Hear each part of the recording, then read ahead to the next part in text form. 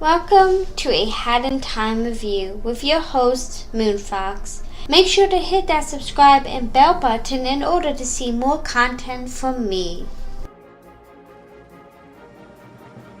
So the basic concept of A Hat in Time is this. You play as a little girl who travels to different planets collecting timepieces. Meet Hat Girl, the main character of the game. She doesn't say anything but a few noises, and if she does say something, it's not important. I'm assuming her name, Hat Girl, is a nickname given to her by the residents on the different planets. Because, well, she loves hats. I bet she collects hats like people collect shoes. Lastly, she is so mature for her age that she can fly and take care of an entire spaceship all on her own. This bird-like creature is always in a bad mood and has a very short temper. The conductor loves to make fun and exciting Western movies that may or may not always involve a train. This laid-back and chill penguin is the star at any dance party or show. He will be the coolest bird you know until you have to help him with his movie. He's a freaking prick and ruthless. He'll snatch your soul without thinking twice. Watch out for his traps in the Subcon Valley, cause you do not want to have to deal with him. Man, does this woman hold a grudge or what? Her love life took a tragic end, and now she's out for blood. These, somewhat friendly guys aren't the smartest tools in the shed, but deep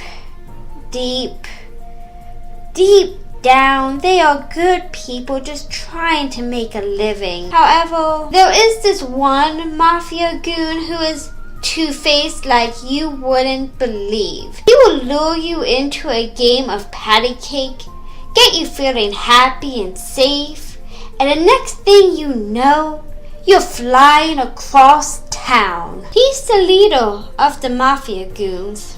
It's a real pity what happens to him though.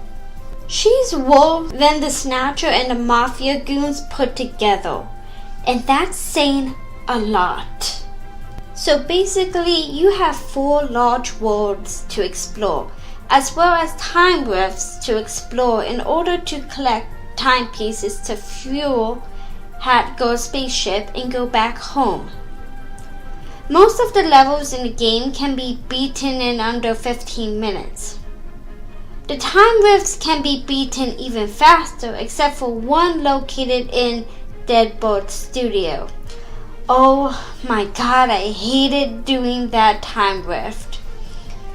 So, usually when you die in Hat in Time, you respawn at the last checkpoint and that's basically it.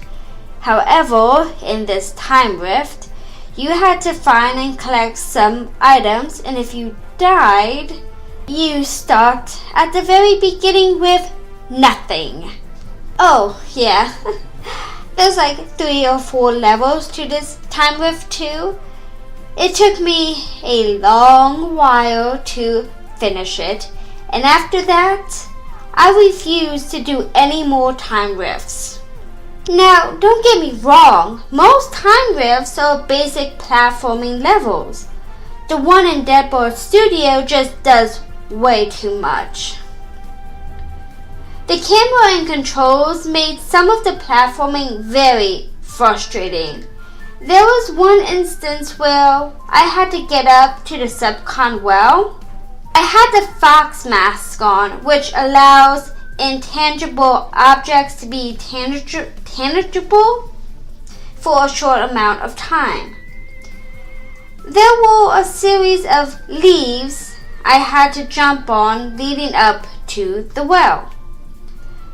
I used the mask to make the leaves tangible, but had to hold down a trigger button to do so, while at the same time jumping and fixing the camera position to see my next move.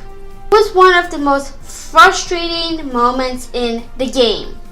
Also, this weird clipping texture that happens when the camera is too close behind Hat Girl, which makes it hard to see what's in front of you.